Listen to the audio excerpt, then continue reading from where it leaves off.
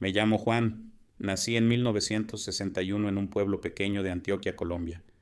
Si cierro los ojos aún puedo ver el paisaje de mi infancia. Montañas verdes como murallas vivas, cafetales extendiéndose hasta donde alcanzaba la vista, caminos de barro que se encharcaban con cada aguacero, y el río cristalino donde de niño aprendí a nadar. Aquella tierra me formó, me endureció, pero también me empujó a soñar con otros horizontes. Crecí en una familia grande. Éramos 8 hermanos, yo el tercero. Mi padre era campesino, hombre serio, de esos que parecen hechos de piedra. No levantaba la mano, pero su voz era tan dura que dolía más que cualquier golpe. Mi madre, en cambio, era ternura pura, mujer silenciosa pero incansable, que con sus manos callosas nos daba de comer, aunque en la mesa solo hubiera arepa con café. Desde niño supe lo que era trabajar. A los 8 años ya cargaba bultos de café más grandes que yo, y a los 10 ya sabía lo que era madrugar para ayudar en la plaza. La escuela era un paréntesis breve, porque siempre había algo que hacer en la finca. Yo quería aprender, quería leer libros, pero muchas veces tocaba dejar los cuadernos para empuñar el azadón. Recuerdo las noches alumbradas con lámpara de queroseno. Mi padre contaba billetes arrugados con gesto severo, mientras mi madre surcía la ropa de los más pequeños. Yo soñaba despierto, imaginando ciudades con calles pavimentadas y luces eléctricas, lugares donde la vida no fuera tan pesada, donde los niños pudieran ser niños un poco más de tiempo. En mi adolescencia empecé a sentirme atrapado. En el pueblo todo parecía eterno, las campanas de la iglesia repicando a la misma hora, las peleas en la cantina, los rumores de violencia que empezaban a llegar de veredas cercanas. Eran los años 70 y la palabra guerrilla comenzaba a colarse en las conversaciones de los adultos. Nosotros los jóvenes no entendíamos mucho, pero sabíamos qué significaba peligro. Yo me refugiaba en la música. En la radio sonaban boleros, rancheras y de vez en cuando algún disco de salsa que llegaba desde Cali. Me gustaba cantar, aunque lo hacía bajito, porque a mi padre no le gustaba verme con tonterías. A él le parecía que todo lo que no fuera trabajo era pérdida de tiempo, pero en mi interior crecía una certeza. Yo no quería envejecer en ese mismo lugar. No quería pasar mi vida sembrando café para ver cómo el precio lo decidían otros. Quería salir, quería conocer el mundo, quería algo más. La primera chispa de ese sueño vino de un primo mayor que se fue a Estados Unidos a principios de los 80. En cada carta que mandaba, que leíamos todos en familia como si fuera una novela, describía a Nueva York como un monstruo lleno de luces, trabajo y oportunidades. Decía, allá el que trabaja duro progresa, primo. Y esas palabras se me quedaron grabadas como una promesa. Mientras tanto, mi vida en el pueblo seguía marcada por la rutina y el peso de la familia numerosa. Conocí a María Elena, la que después sería mi esposa, en una fiesta patronal. Ella era de un caserío vecino, una muchacha de trenzas largas y sonrisa tímida. Nos enamoramos como se enamoran los pobres, con caminatas al río, con cartas escritas en hojas escolares, con promesas susurradas en la oscuridad de un baile. Nos casamos jóvenes, casi sin nada, apenas con la bendición del cura y una pequeña fiesta con arroz con pollo. Pronto nacieron nuestros 2 hijos. La alegría de ser padre se mezcló con el peso de la responsabilidad. Yo trabajaba en todo lo que salía, jornalero, cargador, ayudante de bus, pero siempre era poco. Las deudas crecían como maleza y la frustración se instalaba en la casa como un huésped incómodo. Fue entonces cuando empecé a pensar seriamente en el sueño americano. Las cartas de mi primo me daban vueltas en la cabeza. Decía que en Nueva York había trabajo para el que quisiera, que se podía ganar en una semana lo que aquí se ganaba en un mes. Yo lo escuchaba como quien oye un canto de sirena. Recuerdo la noche en que hablé con María Elena. Estábamos sentados en el corredor, los niños dormidos adentro. Le dije, amor, estoy pensando en irme a Nueva York. Ella me miró largo rato, en silencio. Finalmente respondió, ¿y yo qué hago con 2 niños pequeños? Voy a trabajar duro, mando plata cada mes. En un par de años regreso y tendremos casa propia, negocio, futuro. Sus ojos se llenaron de lágrimas. Me abrazó fuerte, y esa fue su forma de decir que sí. Preparar el viaje fue una odisea. Vendí lo poco que tenía, me endeudé con un prestamista del pueblo, y con un contacto de mi primo conseguí el pasaje y la entrada clandestina.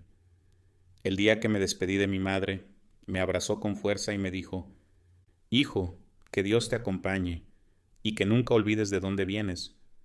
Yo no sabía entonces que esas palabras me acompañarían siempre, incluso en los momentos más oscuros, incluso en aquel 11 de septiembre que me marcó para siempre. Cuando finalmente crucé el océano, no lo hice como turista ni como empresario. Crucé como tantos, con miedo en el estómago, con ilusión en el corazón y con el peso de una deuda que me obligaba a no fracasar. El viaje fue largo, lleno de escalas y silencios incómodos en los aeropuertos. Yo no hablaba inglés, apenas sabía decir hello y thank you, y eso me hacía sentir como un niño perdido. Pero cada vez que pensaba en regresar, recordaba la mirada de María Elena, las manitas pequeñas de mis hijos y la promesa que les hice. Voy a volver con una vida mejor para ustedes. Llegué a Nueva York una madrugada fría de 1990. El aire olía a gasolina, a pan caliente y a humo. La ciudad me recibió con sus luces infinitas, pero yo no tuve tiempo de contemplarlas. Apenas bajé del bus que me llevó de Newark a Manhattan, lo único que pensé fue: ¿y ahora qué? Un contacto de mi primo me recogió. Era un caleño que llevaba años trabajando en restaurantes. Me llevó a un cuartico en Queens donde vivían 6 hombres más. Era un apartamento viejo, con colchones tirados en el suelo, un baño siempre ocupado y una cocina donde cabía apenas una persona. Pero para mí era el primer techo en esa ciudad que parecía devorarlo todo. El primer trabajo lo conseguí en un restaurante lavando platos. 10 horas de pie, con las manos en agua hirviendo, el vapor pegándome en la cara, y los gritos del cocinero en inglés que yo no entendía, pero sabía que eran insultos. Salía de madrugada, con el uniforme mojado, y caía rendido en el colchón compartido. Con ese sueldo apenas alcanzaba para comer, pagar el arriendo y enviar algo de dinero a Colombia. Pero cada dólar que mandaba me llenaba de orgullo. Me imaginaba a mis hijos estrenando zapatos o cuadernos, a María Elena comprando algo de carne para variar la dieta. Esas imágenes me mantenían en pie. Con el tiempo aprendí a moverme en la ciudad. El metro era un monstruo de hierro que al principio me asustaba, pero luego se volvió rutina. Descubrí tiendas latinas donde podía comprar arepas, panela, café de mi tierra y, sobre todo, empecé a conocer a otros inmigrantes como yo: ecuatorianos, mexicanos, dominicanos, peruanos, cada uno con su historia, cada uno con su nostalgia. Entre ellos conocí a Miguel, un peruano de mi misma edad, flaco, moreno, con una sonrisa amplia y una manera de hablar que mezclaba palabras en quechua con español. Nos hicimos amigos de inmediato. Él trabajaba como cleaner en unas oficinas del World Trade Center y me recomendó. «Allá pagan un poco mejor, hermano», me dijo. «Es duro, pero más estable que lavar platos». Acepté sin pensarlo, y así comenzó mi vida en las Torres Gemelas. El World Trade Center era otro mundo. Nunca había visto edificios tan altos. Cada mañana tomábamos el ascensor que subía decenas de pisos en segundos. Yo me sentía pequeño, insignificante, rodeado de ejecutivos con trajes caros y maletines brillantes, pero al mismo tiempo me sentía orgulloso. Estaba allí, trabajando, siendo parte de ese engranaje inmenso. Nuestro trabajo era invisible, pero esencial. Limpiábamos oficinas, pasillos, baños, ventanales. Nos tocaba entrar muy temprano o muy tarde, cuando los empleados no estaban. A veces, mientras trapeaba un pasillo, miraba por las ventanas y veía la ciudad iluminada bajo mis pies. Me daban vértigo las alturas, pero también una sensación rara, como si yo, un campesino de Antioquia, hubiera llegado a tocar el cielo. Miguel y yo nos apoyábamos en todo. Compartíamos el almuerzo, arroz con frijoles en un tupper, pan barato, café frío, y nos contábamos nuestras vidas. Él hablaba de su esposa, de sus hijos en Lima, de lo mucho que los extrañaba. Yo hablaba de María Elena y de mis pequeños. Nos unía la nostalgia. También compartíamos los miedos. A veces, en los descansos, conversábamos sobre la posibilidad de ser descubiertos por inmigración. Decíamos en voz baja que lo peor que podía pasar era que un policía nos pidiera papeles. Ese era nuestro terror diario, que nos deportaran y todo el sacrificio se perdiera. La vida en Nueva York no era solo trabajo.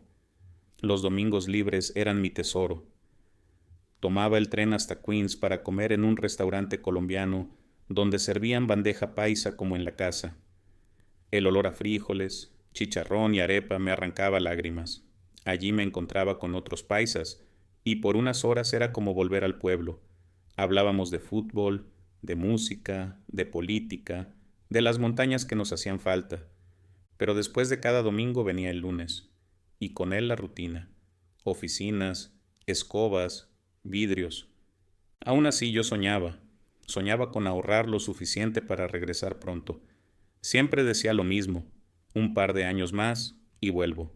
Pero los meses se volvían años, y cada vez surgía una deuda nueva, una necesidad nueva. Miguel también soñaba. Decía que quería juntar dinero para abrir un restaurante en Lima. Yo lo escuchaba y le decía que estaba loco, que eso era difícil. Él se reía y me respondía, déjame soñar, hermano. Si no soñamos nos morimos por dentro. Yo aprendí a dejarlo soñar, y poco a poco me contagié de esa esperanza. En 1999 viajé por primera vez de regreso a Colombia, con papeles prestados de un amigo. Fue un viaje corto, de apenas 3 semanas, pero me alcanzó para abrazar a mis hijos, dormir con mi esposa y sentir de nuevo el calor de la tierra. Al despedirme, prometí que pronto estaría de regreso para siempre. No sabía que el destino tenía otros planes, y que 2 años después, un día cualquiera, mi vida cambiaría para siempre. Trabajar en las Torres Gemelas era como vivir dentro de una ciudad vertical. Cada edificio tenía su propia vida. Restaurantes, bancos, oficinas de abogados, agencias de viajes, empresas de seguros.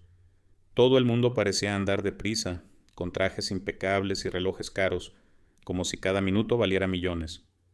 Para nosotros, los cleaners, la vida era distinta. Éramos invisibles. Llegábamos cuando ellos se iban, o antes de que aparecieran. Nuestro trabajo era dejarlo todo impecable, para que los ejecutivos al día siguiente encontraran la alfombra limpia, los baños relucientes, los escritorios brillantes. La primera vez que subí a los pisos más altos sentí vértigo. Desde las ventanas se veía Manhattan entera, el río Hudson, los techos planos de Brooklyn. La ciudad parecía un tablero de ajedrez gigante. Me quedaba mirando unos segundos, hasta que algún supervisor me gritaba que dejara de perder tiempo. Miguel, en cambio, no le temía a las alturas. Le gustaba asomarse y bromear. Mira, Juan, desde aquí hasta Lima solo hay que brincar fuerte. Yo me reía, pero siempre le decía que no dijera esas cosas, que a mí me daban escalofríos. La rutina era dura, pero había momentos de camaradería.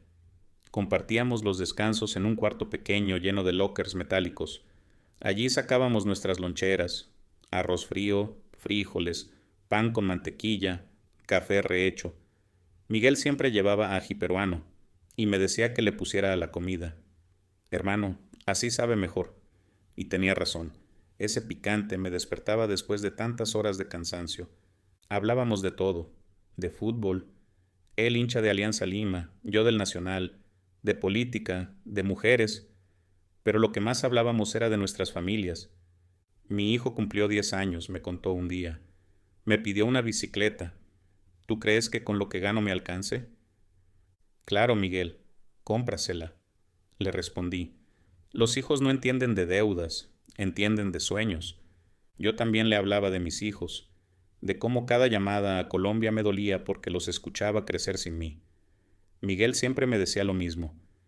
Algún día volveremos, hermano. No podemos morir aquí limpiando oficinas ajenas. En las torres se escuchaban todos los idiomas. Había cleaners dominicanos, ecuatorianos, mexicanos, puertorriqueños. A veces cantábamos en voz baja mientras trabajábamos, y así el tiempo pasaba más rápido.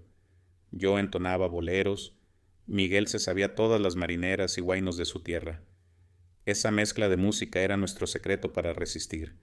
Pero también había miedo. La inmigración era un fantasma que nos perseguía. Cada vez que veíamos policías en el metro o cerca de las torres, bajábamos la cabeza y caminábamos rápido. No teníamos papeles y sabíamos que cualquier día podían detenernos. Una vez, en 2000, hubo un operativo en otra torre. Sacaron a varios trabajadores indocumentados. Esa noche Miguel me dijo: Juan, si un día me agarran, dile a mi esposa que la amo. No digas bobadas, le respondí. Mejor soñemos con regresar juntos. El World Trade Center tenía algo hipnótico. Era un símbolo de poder, de riqueza, de modernidad.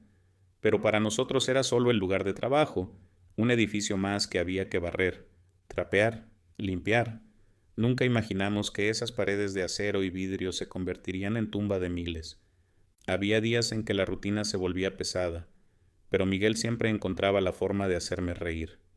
Una vez, mientras limpiábamos un baño, me dijo: Mira, Juan, si algún día hacemos fortuna, yo quiero un baño así de grande solo para mí, con espejo, con mármol, con agua caliente. Yo quiero una cocina así de grande, le respondí, para que María Elena cocine lo que quiera. Reímos como niños. Éramos pobres soñando con lujos que nunca tendríamos. Los domingos libres eran sagrados. A veces íbamos juntos a comer a un restaurante peruano en Queens. Miguel pedía ceviche, yo pedía arroz con pollo. Allí hablábamos de volver a casa. Él quería abrir un pequeño restaurante en Lima. Yo soñaba con comprar una casita en Colombia y dejar de mandar a mis hijos las fotos de un padre lejano. ¿Sabes qué es lo peor?, me dijo una vez Miguel, con la mirada seria. Que cuando regrese, mis hijos ya serán grandes y me habré perdido lo mejor. Yo bajé la cabeza. Esa era también mi mayor herida. El año 2001 empezó como cualquier otro. Enero frío, febrero lleno de nieve. En verano, las torres servían con calor y aire acondicionado. Miguel y yo seguimos trabajando, soñando, enviando dinero. Nunca imaginamos que ese año quedaría marcado para siempre en la historia del mundo y en nuestras propias vidas.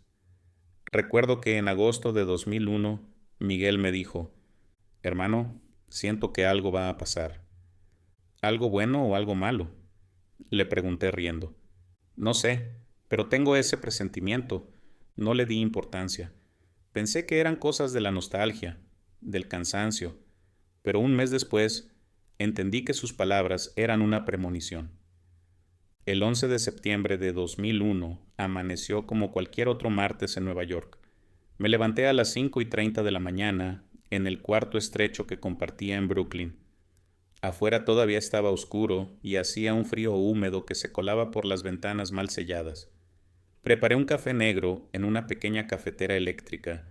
Me puse mi uniforme de cleaner, pantalón azul, camisa gris con el logo de la empresa bordado en el pecho, y metí en la lonchera un sándwich envuelto en papel aluminio. Mientras me amarraba las botas, pensé en Miguel. Habíamos quedado en encontrarnos un poco antes de iniciar turno para revisar un pedido de productos de limpieza. Él era puntual. Yo casi siempre llegaba corriendo. Esa mañana, sin embargo, salí de la casa con tiempo suficiente. No sospechaba que ese detalle me salvaría la vida. Tomé el metro rumbo a Manhattan. El vagón estaba lleno de gente medio dormida, oficinistas revisando papeles, estudiantes con audífonos, obreros con cascos colgando de la mochila. Yo me agarraba fuerte del tubo metálico mientras repasaba mentalmente lo que tenía que hacer en el trabajo. Cuando bajé en la estación cerca del World Trade Center, sentí el corazón acelerarse. Un policía estaba en la salida revisando a la gente. Los inmigrantes indocumentados reconocemos ese peligro al instante. El uniforme azul, la mirada inquisitiva, el gesto de muéstreme sus papeles. Buenos días, identificación, me dijo, con tono firme. El mundo se me vino encima. Yo no tenía papeles.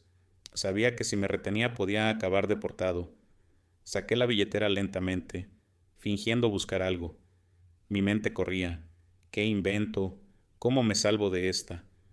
El policía me miraba con impaciencia, y entonces de pronto su radio sonó. Unidad, atención. Un avión se ha estrellado contra una de las torres gemelas. Repito, un avión se ha estrellado contra la torre norte. El oficial abrió los ojos, sorprendido. Se quedó congelado unos segundos, y yo aproveché ese instante. Sin pensarlo, corrí. Subí las escaleras del metro a toda velocidad, sin mirar atrás. Al salir a la calle, me encontré con un espectáculo que parecía de película.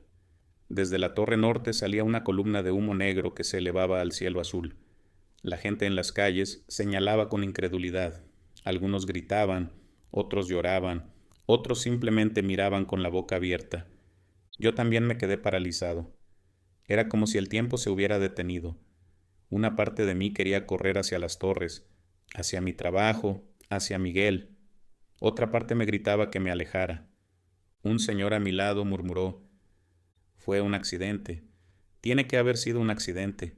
Quise creerlo, pero apenas unos minutos después, mientras todos mirábamos al cielo, un segundo avión apareció como un relámpago y se estrelló contra la torre sur. El estruendo fue tan fuerte que sentí que la tierra temblaba. La gente gritó, corrió en todas direcciones. Yo me quedé sin aire. Miguel está allá adentro, pensé con desesperación. Corrí hacia las calles cercanas al complejo. El humo era cada vez más espeso. Policías y bomberos gritaban órdenes. Ambulancias sonaban por todas partes. Intenté acercarme a la entrada, pero un oficial me empujó hacia atrás. «Retroceda. Aléjese de la zona». El caos era total. Personas con la ropa cubierta de ceniza salían corriendo, algunas heridas, otras en shock. Vi a una mujer con la cara ensangrentada, a un hombre cargando a otro en brazos, a decenas de empleados con corbatas deshechas corriendo sin rumbo. Yo buscaba a Miguel entre la multitud, gritaba su nombre, pero mi voz se perdía en la confusión. A las 9:59 de la mañana, la torre sur comenzó a colapsar. Primero un crujido profundo, como si el edificio gimiera. Luego, el derrumbe total.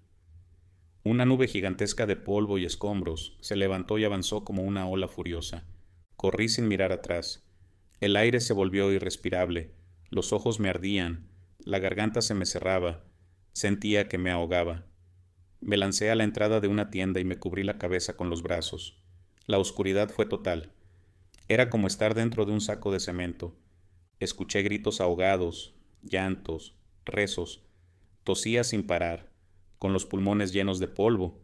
Pensé, aquí me muero, aquí se acaba todo. Pero después de unos minutos eternos, la nube empezó a disiparse. Abrí los ojos y vi un mundo cubierto de ceniza, carros, semáforos, personas, todo blanco, como si hubiera nevado polvo mortal. A las 10:28 de la mañana, la torre norte también colapsó. Otro rugido, otra nube asesina, otra carrera desesperada. Yo ya no tenía fuerzas. Caminaba aturdido, con los oídos zumbando, el cuerpo cubierto de polvo gris. Veía figuras humanas moviéndose como fantasmas, con la piel manchada, con las miradas perdidas. Me refugié en una iglesia cercana. Allí voluntarios ofrecían agua, toallas húmedas, abrazos. Yo bebí un trago, me lavé la cara y empecé a llorar. Lloré como no lloraba desde niño. Pensaba en Miguel. Pensaba en que si no me hubieran detenido en el metro, yo estaría muerto con él. Pasaron horas hasta que logré salir del área.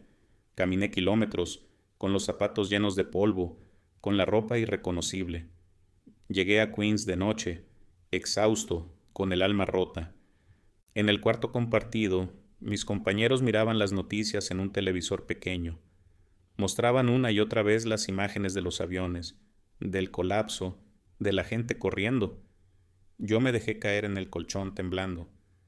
Alguien me preguntó: ¿y Miguel? Yo no tuve fuerzas para responder.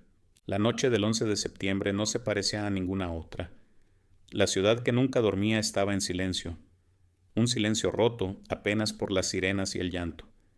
Las luces seguían encendidas, pero todo parecía detenido. En el aire flotaba un olor insoportable, mezcla de humo, metal quemado y polvo humano. Yo regresé a Queens caminando como un fantasma. La gente en la calle se miraba entre sí buscando respuestas, pero nadie las tenía. En cada esquina había policías, soldados, ambulancias. Todos repetían lo mismo. Keep moving, keep moving. Cuando llegué al apartamento donde vivíamos varios inmigrantes, me recibieron con sorpresa. Habían asumido que yo estaba en las torres. Uno de ellos, un ecuatoriano, me abrazó fuerte y dijo: Hermano, pensé que no volvías. Me senté en el colchón temblando. Encendieron un televisor viejo, y ahí estaba la repetición una y otra vez. Los aviones entrando, las torres desplomándose, la nube de polvo cubriendo Manhattan. Yo no podía apartar los ojos, aunque me doliera ver. Pensaba, ahí adentro estaba Miguel.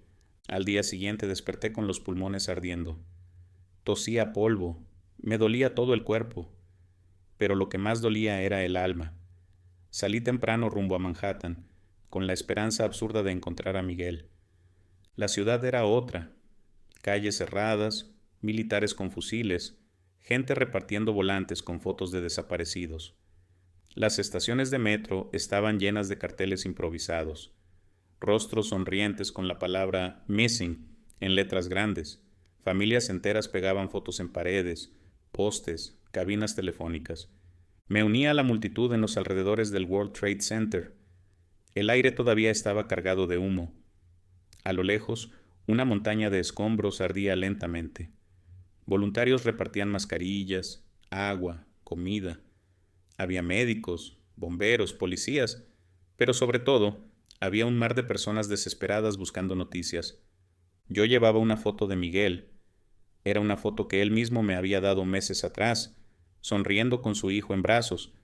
La mostré a todos, pregunté a rescatistas, a voluntarios, a otros trabajadores. Todos me respondían con la misma mirada de compasión y silencio. Pasaron los días y la esperanza se fue apagando. Cada mañana iba a hospitales, a refugios, a centros de información. Preguntaba por listas de sobrevivientes. Recorrió iglesias donde se organizaban vigilias. Nadie sabía nada, hasta que entendí la verdad. Miguel no había salido. El golpe fue brutal. Me sentí culpable. ¿Por qué él y no yo?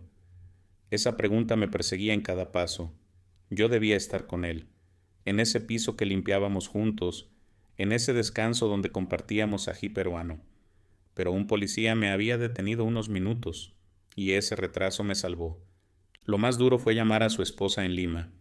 Habíamos intercambiado números alguna vez, por si acaso. Tomé valor y marqué desde una cabina. «¿Aló?», respondió una voz femenina. Tragué saliva. «Señora, soy Juan, compañero de trabajo de Miguel». Hubo un silencio largo. Luego ella preguntó con voz temblorosa: «¿Dónde está él?». Las palabras no me salían. Yo quería decirle que estaba bien, que pronto llamaría, que no se preocupara, pero la verdad se atragantaba en mi garganta. Finalmente susurré: «No lo he visto desde ese día. Creo que estaba en la torre».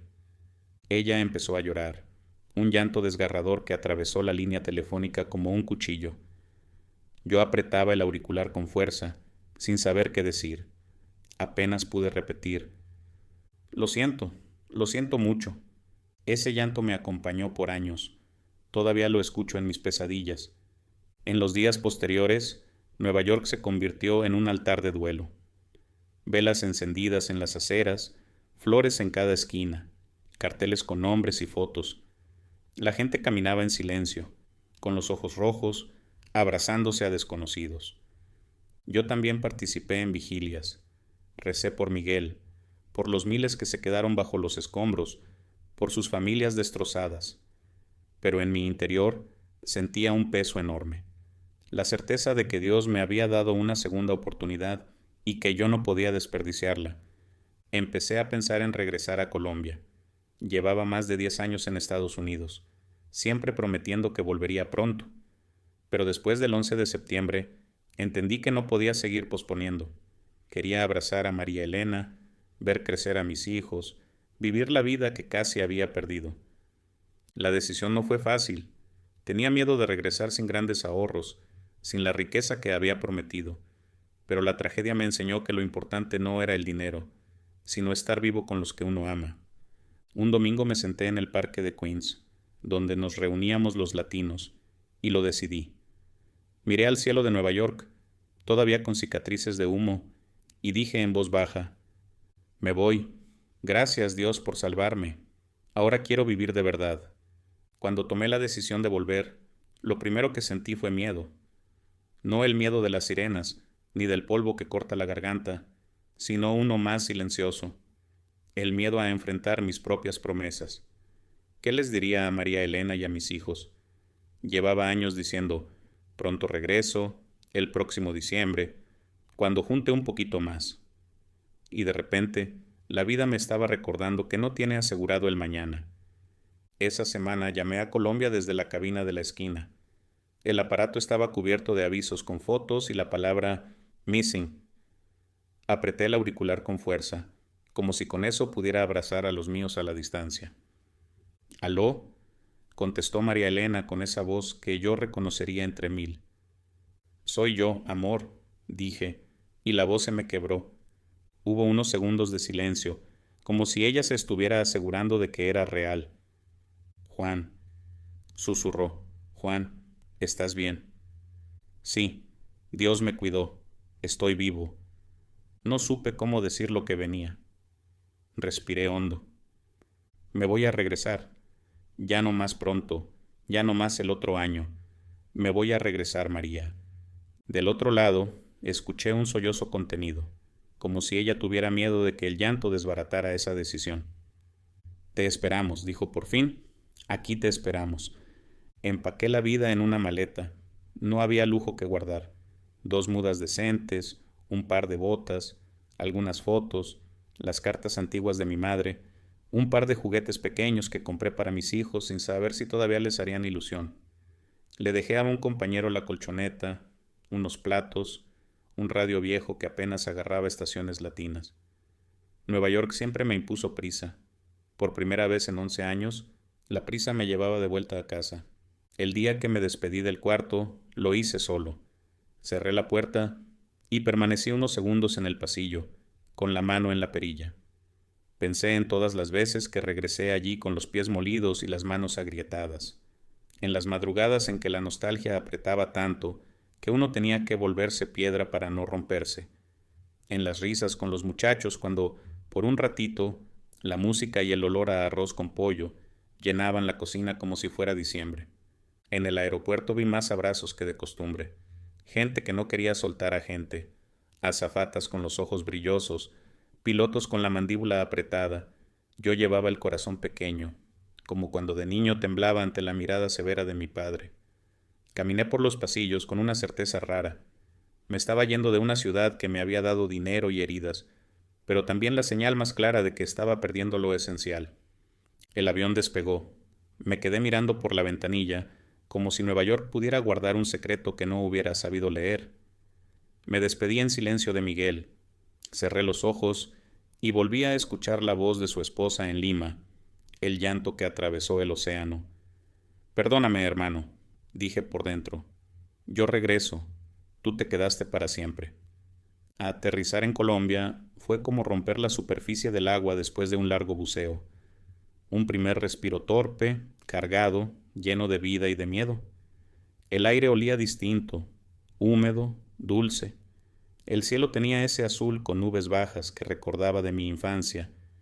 En la sala de llegadas, mis ojos buscaron a los míos entre una multitud de brazos abiertos, y ahí estaban, María Elena, con el cabello recogido, sosteniendo con una mano una pancarta hecha a mano que decía «Bienvenido, Juan», y con la otra el temblor de toda una década, y mis hijos, ya altos, ya hombres, con rostros que me eran familiares y nuevos al mismo tiempo. No corrimos, caminamos uno hacia el otro, como quien entra descalzo a un templo. Cuando los tuve cerca, los abracé como si el tiempo pudiera detenerse entre mis brazos. Sentí a María Elena quebrarse contra mi pecho, y a mis hijos, mi niño y mi niña que ya no eran ni niño ni niña, apretarme por los lados, como cuando se tiene miedo de que un sueño se escape por una rendija. Perdónenme, alcancé a decir. Perdónenme todo lo que me perdí. Estás aquí, respondió uno de ellos. Con eso alcanza. El primer día en casa fue una ceremonia de cosas simples. María Elena sirvió sancocho en ollas grandes. Mi hermana trajo arepas recién tostadas. Los vecinos se asomaron a saludar con esa curiosidad agradecida con que se recibe a quien volvió del norte. Yo me senté en la mesa y tuve que contener las lágrimas cuando probé el caldo. Era el mismo sabor de antes de irme, el que mi memoria había exagerado y, sin embargo, no logró alcanzar. Por la noche los cuatro nos sentamos en la sala. Había una luz amarilla, tibia, que no tienen las bombillas de ahorro. Los hijos me miraban como si tuvieran preguntas que no sabían traducir. Les conté por encima lo que había pasado, como quien recita algo que se sabe de memoria pero no quiere volver a vivir. Les hablé de la estación del metro, del policía, del radio, del humo, de la nube que todo lo tragó, de Miguel. Mi hija, la menor, me puso la mano en el antebrazo con un gesto cuidadoso, como si todavía no estuviera segura de que yo era de carne. ¿Tienes pesadillas?, preguntó. Asentí. No me salieron palabras. María Elena me miró como quien prepara un lugar abrigado en su corazón para los miedos del otro. Esa noche dormí en mi cama, con su respiración cerca, y me desperté varias veces con el cuerpo listo para correr. María Elena no dijo nada. Solo me tocó la espalda como se calma a un caballo asustado. Pasaron los días y empezaron a hiperterarse a aparecer los vacíos que no llenan las maletas. Me tocó aprender a estar sin el ruido de los trenes, sin el olor a grasa de cafetería, sin la urgencia de los billetes verdes que alguna vez pensé que arreglarían la vida. En el barrio todo parecía igual y distinto. Algunos me miraban con respeto, como si volver vivo fuera una medalla. Otros con una mezcla de curiosidad y envidia. Al tercer o cuarto día llegó un señor a ofrecerme una sociedad para montar un negocio de celulares. Sonreí y dije que no. Yo quería primero aprender a estar en casa. Conseguí trabajo rápido. Un amigo del colegio necesitaba un ayudante para su bodega. Cargar, organizar, despachar. El cuerpo recordó lo que es sudar en español. El primer salario en pesos fue humilde, pero tenía un brillo que no tuve en años. Era dinero ganado y gastado cerca de los míos. Con esa plata compré frutas, un par de cuadernos para mi hija que todavía estudiaba en la universidad y unas sandalias nuevas para María Elena. La vi probárselas y supe que el lujo más grande era volver a verla sonreír sin pedir permiso al reloj. Sin embargo, la sombra viajera no se desprende fácil. Cada 11 de septiembre nos reuníamos los cuatro en la sala, poníamos una vela en un vaso y nos quedábamos en silencio. Yo decía el nombre de Miguel en voz alta. Mis hijos, al principio no sabían qué hacer. Con el tiempo, aprendieron a respetar ese ritual. A veces la culpa me visitaba a media tarde, cuando la bodega estaba silenciosa y la luz se colaba por la rendija de la puerta. Me quedaba quieto, con la palma de la mano sobre el pecho, esperando a que el corazón dejara de galopar. ¿Por qué él y no yo?, me repetía. Y entonces recordaba la voz de su esposa en Lima, el día en que llamé para decirle lo que no quería decir. Un domingo, varios meses después de mi regreso, marqué ese número otra vez. Contestó un muchacho. Escuché el Perú en su acento. ¿Está su mamá? ¿Quién llama? Un amigo de su papá, de Nueva York. Se hizo un silencio largo que supe interpretar. Mi mamá no está, dijo con cuidado, pero yo me acuerdo de usted. Gracias por llamar ese día. No supe qué decir. Agradecerle por agradecerme era demasiado raro. Tu papá. Empecé y me quebré. El muchacho fue breve y sabio. Mi papá está con nosotros, así no esté. Usted también está con él, señor Juan. Colgué con una paz triste. Adopté esa frase para los días en que la culpa volvía sin aviso. Estamos con los que se fueron, así no estén. La vida cotidiana tuvo que enseñarme cosas que había olvidado. Aprendí otra vez a comprar en el mercado con calma, a regatear el precio del tomate, a reconocer el olor de la guayaba madura. Volví a la iglesia de la infancia, no para pedir, sino para agradecer. Un domingo me encontré con el cura viejo que me conocía desde niño. Juan, dijo con afecto, ¿y ahora cómo le hablo? ¿Como al que se fue o como al que volvió? Como a un sobreviviente, padre, respondí sin pensar, uno que todavía está aprendiendo a vivir. Él sonrió con los ojos y me puso la mano en el hombro. Entonces venga con calma. Aquí hay silencio para aprenderlo. María Elena y yo tuvimos que enamorarnos de nuevo, y eso no lo dicen los manuales de los que vuelven. El amor a distancia es una almohada que se apolilla, queda la forma, falta el cuerpo. Nos costó retomar la costumbre de hablar de cualquier cosa, del precio del gas, del vecino nuevo, del programa de televisión de la noche. A veces el silencio se sentaba entre nosotros como un invitado huraño. Otras veces nos reíamos por tonterías y yo me daba cuenta de que la risa es un idioma que no se olvida. Una madrugada me encontró llorando en la cocina. Tenía el vaso de agua a medio tomar y las manos temblando. ¿Otra vez el sueño?, preguntó sin encender la luz. Sí, dije. Los pasos, la nube y Miguel que no aparece. Me abrazó por la espalda. Quédate, susurró. Aquí. Cada vez que vuelvas allá, yo te traigo otra vez. Quedarse. Un verbo que creí que había perdido. Poco a poco, mis hijos dejaron de mirarme como a un visitante y empezaron a hacerlo como a un padre.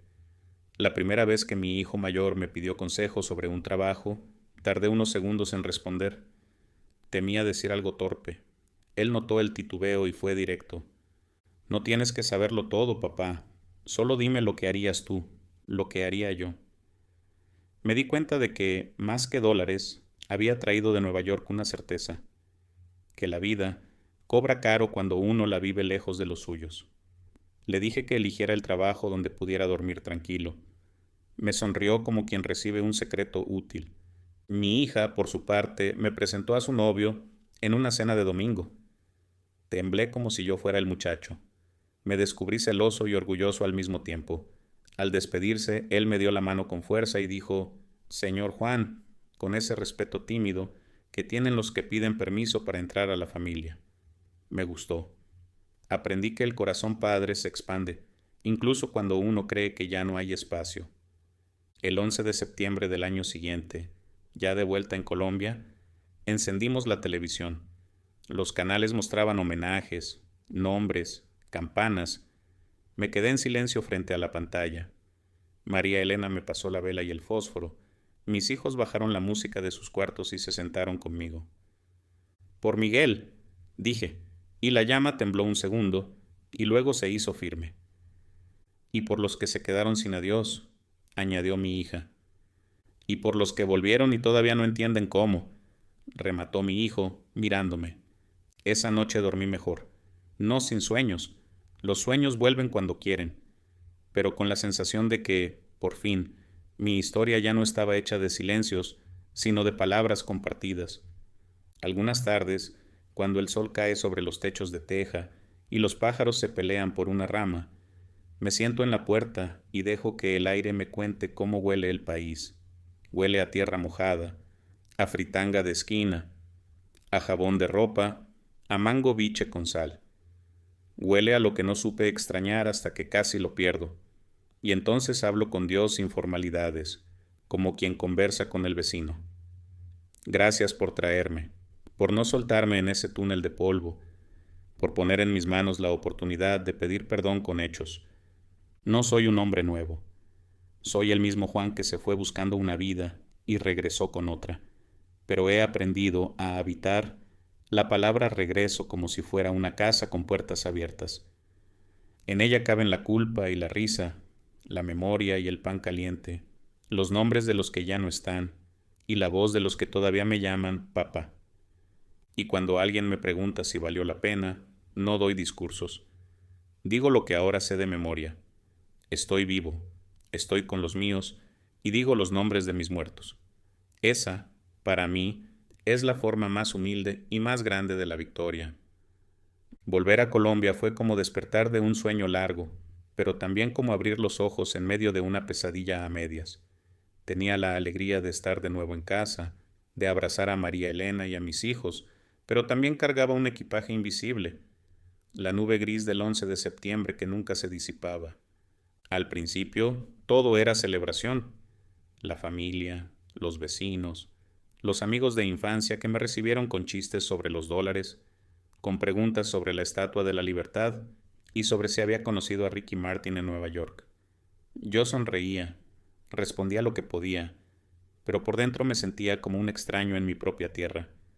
Me costaba adaptarme al ritmo de aquí. Después de tantos años de trenes veloces, de horarios exactos, de la prisa constante, Colombia me parecía más lenta, más ruidosa, más caótica, y sin embargo, en esa lentitud había una ternura que había olvidado. La señora que se detiene a preguntarte cómo está tu mamá, el vecino que te presta azúcar, sin esperar nada a cambio, los niños jugando en la calle hasta tarde sin que nadie los corra. Conseguí trabajo en una bodega de alimentos gracias a un amigo del colegio. Era trabajo pesado, descargar camiones, organizar cajas, levantar bultos de arroz y azúcar. El cuerpo me dolía al principio, pero había algo distinto. Cada día regresaba a mi casa, cenaba con mi familia y dormía en mi cama. Eso no lo cambiaba por nada. En las noches, cuando apagábamos la luz, María Elena me hablaba bajito. Me contaba las cosas que yo me había perdido. La primera comunión de los niños, las enfermedades, las discusiones familiares, los momentos de alegría y tristeza. Yo escuchaba en silencio, como quien recibe una historia ajena. Ella me miraba y me decía, «Es como si hubieras vuelto a nacer, Juan», y yo lo sentía así. Un renacimiento, aunque lleno de cicatrices. El barrio también fue parte de mi reconstrucción. Al principio algunos me miraban con curiosidad, como si regresar de Nueva York me hubiera convertido en alguien distinto. Pero pronto comprendieron que yo era el mismo Juan de siempre, solo con más arrugas y con historias pesadas en los ojos. Me integré rápido, ayudaba en lo que podía, cargar muebles a un vecino, acompañar a una señora mayor a cobrar su pensión, organizar partidos de fútbol con los muchachos. Descubrí que la comunidad es un refugio poderoso y que yo necesitaba sentirme útil para no quedarme atrapado en mis recuerdos. Un día, la Junta de Acción Comunal me invitó a una reunión. Querían organizar una actividad para los jóvenes, para alejarlos de las pandillas. Me pidieron que contara mi experiencia en Estados Unidos. Me paré frente a esos muchachos de 15, 16 años, que me miraban con la mezcla de respeto y escepticismo que solo los jóvenes saben tener. Les hablé de la ilusión del sueño americano, de las horas interminables, limpiando baños y oficinas, de la soledad, del miedo a ser deportado. Y luego les conté lo que pasó el 11 de septiembre. Hablé de la nube gris, del polvo que se mete en los pulmones, del llanto de la esposa de Miguel. Algunos se rieron nerviosos, otros bajaron la mirada. Yo sé que muchos quieren irse, les dije, y no los culpo, pero acuérdense de algo, lo más valioso no está allá afuera, está aquí, en la gente que aman. Yo lo entendí tarde, pero ustedes todavía pueden elegir. No sé si mis palabras cambiaron algo, pero cuando terminé, un muchacho se acercó y me dijo, «Gracias, don Juan. Yo quería irme, pero creo que primero voy a probar aquí». Ese día sentí que tal vez contar mi verdad podía servir de algo. La fe también fue un pilar en ese proceso. Nunca fui muy religioso, pero después de lo que viví en Nueva York, empecé a ir a misa cada domingo. No porque tuviera respuestas, sino porque allí encontraba silencio, canto y una sensación de compañía invisible. Cada vez que encendía una vela, pensaba en Miguel, en los miles que quedaron atrapados en el acero, en la voz quebrada de tantas familias. Un domingo, el sacerdote me pidió que diera un testimonio. Al principio me negué, pero luego acepté. Conté lo que había pasado, con la voz temblando, frente a una iglesia llena. Cuando terminé, muchas personas lloraban. Yo también. Fue como soltar un peso que llevaba años cargando en silencio. La rutina en Colombia fue tejiendo una nueva vida. Trabajaba de día, compartía con mi familia en la tarde, jugaba dominó con los vecinos en la noche. Descubrí que el lujo más grande era poder caminar por la calle sin miedo a que un policía me pidiera papeles, poder abrir la nevera, y encontrar la arepa de cada día, poder escuchar a mi esposa tarareando una canción mientras cocinaba. Pero la culpa nunca me dejó del todo. En los momentos más tranquilos, la sombra regresaba. Veía la cara de Miguel, escuchaba su risa, recordaba la última conversación que tuvimos sobre comprar una bicicleta para su hijo. Entonces me preguntaba, ¿por qué él y no yo? A veces esa pregunta me robaba el sueño. María Elena lo notaba y me abrazaba en silencio.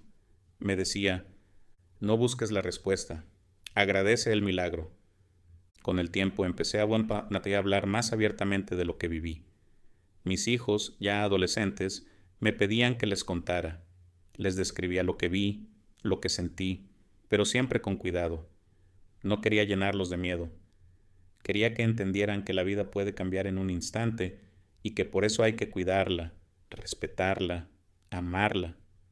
Un día mi hijo mayor me preguntó, «Papá, ¿tú crees que Dios te salvó por algo?»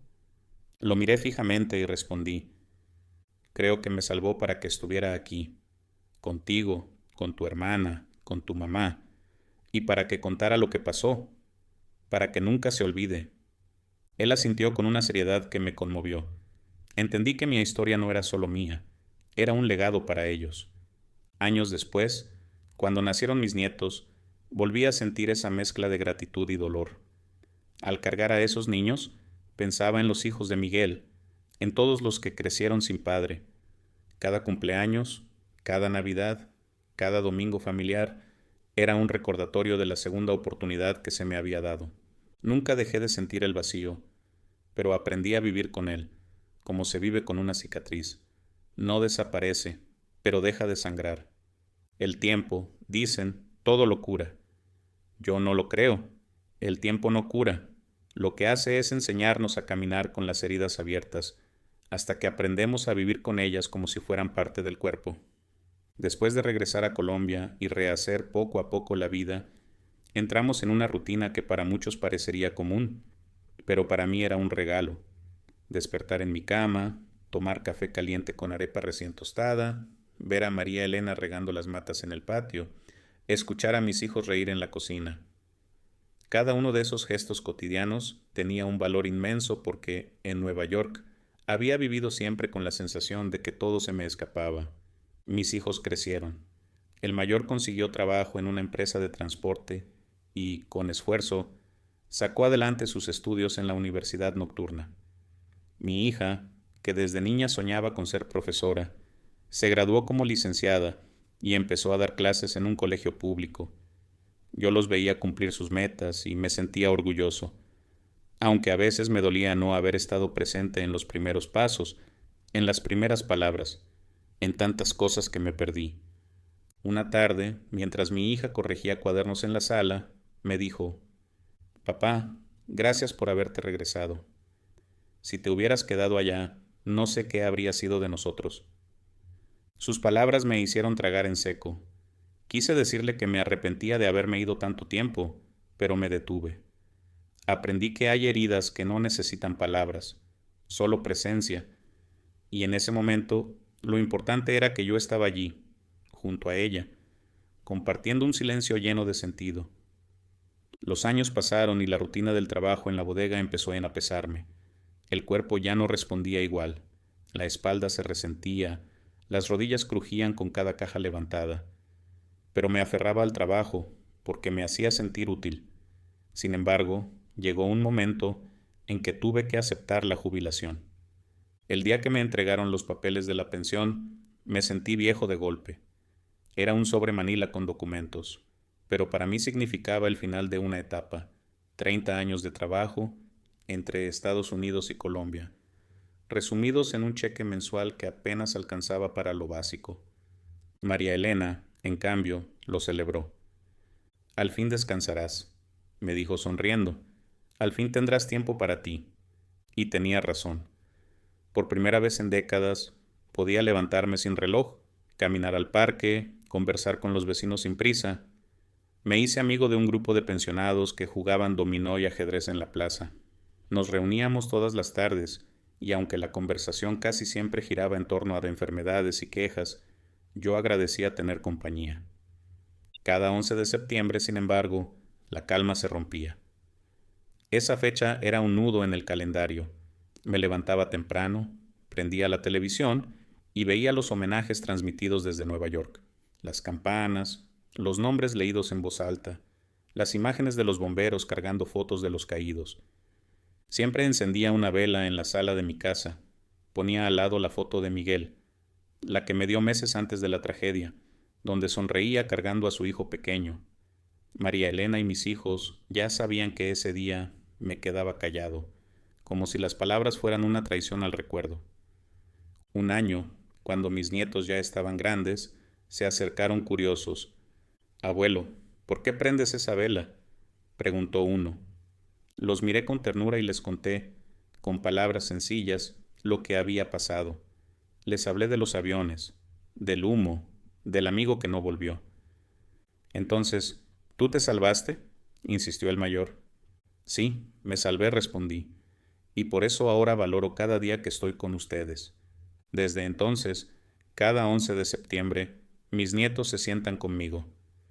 Me ayudan a encender la vela y repiten el nombre de Miguel. Yo sonrío, porque sé que mientras alguien lo recuerde, no estará del todo perdido. La vejez también trajo sus propios aprendizajes. El cuerpo duele, la memoria falla a veces, pero la vida se vuelve más clara. Entendí que el dinero que tanto perseguí nunca fue lo más importante. Lo esencial eran las tardes de café con mi esposa, los abrazos de mis hijos, las risas de mis nietos jugando en el patio. Y, sin embargo, el pasado siempre regresa, a veces en forma de sueño. Me veo corriendo bajo la nube de polvo, escucho el crujido del acero, siento el calor sofocante en la piel. Me despierto sudando, con el corazón acelerado. María Elena, medio dormida, me toma de la mano y me dice: «Tranquilo, ya pasó, estás aquí». Esas dos palabras, «estás aquí», son mi ancla. Me recuerdan que sobreviví, que Dios me dio la oportunidad de volver, de envejecer con dignidad en mi tierra. Un día, ya jubilado, me invitaron a dar una charla en un colegio sobre el 11 de septiembre. Al principio dudé, no me veía como conferencista, pero acepté. Frente a un auditorio lleno de jóvenes que apenas habían nacido en esa época, conté mi historia. Vi sus rostros sorprendidos, algunos con lágrimas en los ojos, otros con preguntas urgentes. Al terminar, una profesora se me acercó y me dijo: «Don Juan, gracias. Usted no solo contó la historia de Nueva York, contó también la nuestra, la de tantos que hemos vivido entre la violencia y el miedo, pero seguimos de pie». Ese día entendí que mi testimonio tenía un valor más grande de lo que pensaba. No era solo mi dolor, era un pedazo de la memoria del mundo. Hoy vivo de la pensión. No es mucha, pero me alcanza. Por las mañanas camino al parque, me siento en una banca y veo a los niños correr. A veces me pierdo en recuerdos. La estación del metro, el policía, el radio con la noticia, el segundo avión entrando como una daga. Y me digo, si no fuera por ese instante, no estaría aquí viendo a mis nietos jugar. La vida después del 11 de septiembre no ha sido perfecta. Hubo culpas, hubo silencios, hubo noches sin dormir, pero también hubo amor, familia, segundas oportunidades.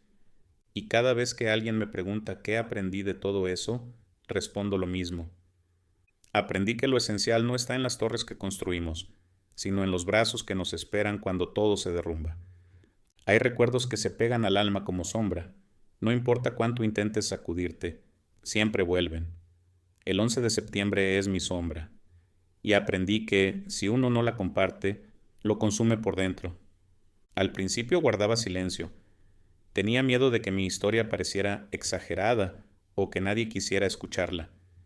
Pero con el tiempo entendí que contarla no era para mí, sino para los demás, para mis hijos, para mis nietos, para quienes no entienden lo frágil que puede ser la vida. Mis hijos fueron los primeros en pedírmelo. Una tarde de domingo, mientras almorzábamos, mi hijo mayor me miró y dijo: «Papá, cuéntanos bien qué pasó ese día.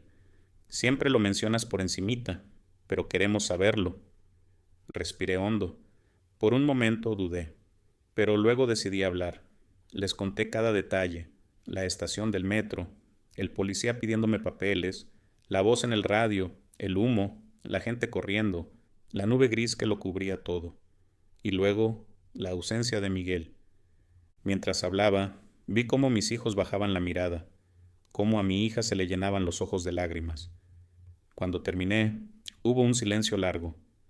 María Elena les acarició el hombro y dijo: «Por eso su papá está aquí, porque Dios lo quiso así». Esa noche dormí más tranquilo. Por fin había abierto la herida frente a los míos. Con mis nietos la experiencia fue distinta. Ellos nacieron muchos años después, y para ellos el 11 de septiembre era apenas una fecha en los noticieros, una historia lejana. Un día, el mayor me preguntó: «Abuelo, ¿y tú qué hacías cuando pasó lo de las torres?». Me quedé mirándolo, sorprendido. Tenía apenas 10 años, la misma edad que tenía el hijo de Miguel cuando él murió. Sentí un nudo en la garganta. Le respondí con palabras sencillas, para que entendiera. Ese día yo debía estar en el edificio, pero me detuvieron antes de llegar. Por eso me salvé. ¿Y tu amigo?, preguntó. Mi amigo se quedó allá, y yo lo recuerdo cada año, porque no quiero que su nombre se pierda. Desde entonces, cada 11 de septiembre, mis nietos se sientan conmigo a encender la vela. Repiten conmigo el nombre de Miguel. Y yo sé que ese pequeño ritual es un puente que lo mantiene vivo en la memoria familiar. A veces me invitan a colegios o universidades a dar testimonio. Al principio me daba vergüenza. Me decía: «¿Qué tengo yo que aportar?». Pero luego vi el impacto en los rostros de los jóvenes. Para ellos, el 11 de septiembre es historia leída en libros, imágenes vistas en YouTube. Escucharlo de alguien que lo vivió les da otra dimensión. En una de esas charlas, un muchacho levantó la mano y me preguntó: «¿Usted cree que todo lo que le pasó fue destino o casualidad?». Me quedé pensando. Podía responder con frases hechas, pero decidí ser honesto. No lo sé. Lo único que sé es que gracias a ese retraso estoy aquí, hablándoles, y que mi deber es no olvidar a los que no tuvieron esa suerte. El auditorio quedó en silencio. Yo sentí que las palabras, sencillas como eran, habían hecho eco. La memoria también me persigue en sueños. Muchas noches me despierto empapado en sudor, con el corazón desbocado. Sueño que estoy otra vez en la nube gris, que corro sin saber hacia dónde, que escucho a Miguel llamándome. María Elena, acostumbrada, me acaricia la espalda hasta que recupero el aliento. «Tranquilo, Juan», me susurra. «Ya pasó. Estás aquí». Pero yo sé que nunca pasa del todo. El cuerpo sigue en Colombia, pero una parte de mí se quedó para siempre en Manhattan, en esa esquina donde levanté la vista y vi el segundo avión entrar como un cuchillo. He aprendido a transformar esa sombra en un legado. No quiero que mi vida sea recordada solo por el dolor, sino también por lo que ese dolor me enseñó. A mis hijos les digo que nunca antepongan el dinero al tiempo en familia, que los billetes se gastan y se pierden, pero un abrazo se queda para siempre. A mis nietos les enseño a valorar lo simple: un plato de arroz compartido, un juego en la calle, una conversación sin celular de por medio. Les digo que no dejen para mañana los «te quiero», porque mañana no está garantizado. A los jóvenes que me escuchan en charlas, les repito que no crean ciegamente en sueños importados, que el sueño americano puede convertirse en pesadilla si se sacrifica la raíz, que no hay riqueza que compense el vacío de ver crecer a tus hijos en fotografías. Una tarde, mientras caminaba por el parque, un vecino se me acercó. Me dijo que había escuchado mi historia en la radio local. «Don Juan, gracias por contarla», me dijo. «Mi hermano murió en un atentado aquí, en Colombia, y a veces siento que la gente ya lo olvidó. Usted me recordó que la memoria es lo único que nos queda». Sus palabras me acompañaron el resto del día. Confirmé que contar mi verdad no era solo una catarsis personal, sino un acto de resistencia contra el olvido. Hoy, cuando me miro al espejo, veo un hombre viejo, con arrugas, con manos gastadas, pero también veo a alguien que sobrevivió. Y esa palabra, sobreviviente, es pesada, pero también es un honor. Sé que la culpa nunca desaparecerá del todo. Siempre me preguntaré por qué yo y no Miguel. Pero también sé que mi deber es honrar su nombre, vivir de una manera que le haga justicia, cuidar a mi familia con la dedicación que él hubiera querido tener. Mi memoria es un puente entre lo que pasó y lo que queda. Mi legado es simple: contar la verdad, mantener vivos los nombres, enseñar que lo más importante está en lo cotidiano, en los abrazos, en las risas, en los momentos que parecen insignificantes pero son los que sostienen la vida. Ese es el legado que quiero dejar. Que cuando yo falte, mis nietos puedan decir: nuestro abuelo sobrevivió al 11 de septiembre y nos enseñó a nunca olvidar, pero también a nunca dejar de vivir. Hoy, sentado en mi casa en Colombia, con el ruido de mis nietos jugando en el patio y el olor del café recién colado, me pregunto cómo resumir lo que viví. Fui un joven campesino que salió huyendo de la pobreza y creyó en el sueño americano. Fui un inmigrante indocumentado que trabajó limpiando oficinas en las torres más altas del mundo. Fui un hombre que se salvó de morir en cuestión de minutos, no por valentía, sino por azar. Un policía pidiendo papeles, un radio que sonó, un retraso que cambió mi destino. Ese día vi caer a un amigo, a un hermano de la vida, Miguel. Lo busqué entre las listas, lo esperé en las esquinas y terminé llamando a su esposa para darle la peor noticia. Desde entonces, llevo su nombre conmigo, y cada 11 de septiembre lo repito en voz alta para que no se lo trague el olvido. Me fui de Nueva York convencido de que Dios me había dado una segunda oportunidad, y regresé a Colombia para abrazar a mi esposa, para ver crecer a mis hijos, para envejecer junto a los míos. No traje riquezas, traje algo más valioso: la certeza de que la vida no se mide en dólares ni en torres, sino en los brazos que te esperan cuando todo se derrumba. No soy un héroe, soy un sobreviviente, y mi verdad es esta: el dolor nunca se borra, pero se puede transformar en memoria, en enseñanza, en legado. Hoy agradezco cada día, y mientras tenga voz contaré mi historia, para que mis nietos y los hijos de mis nietos sepan que un hombre común, un colombiano cualquiera, estuvo allí el día que el mundo cambió, y que contra todo pronóstico volvió para decirlo: esa es mi verdad.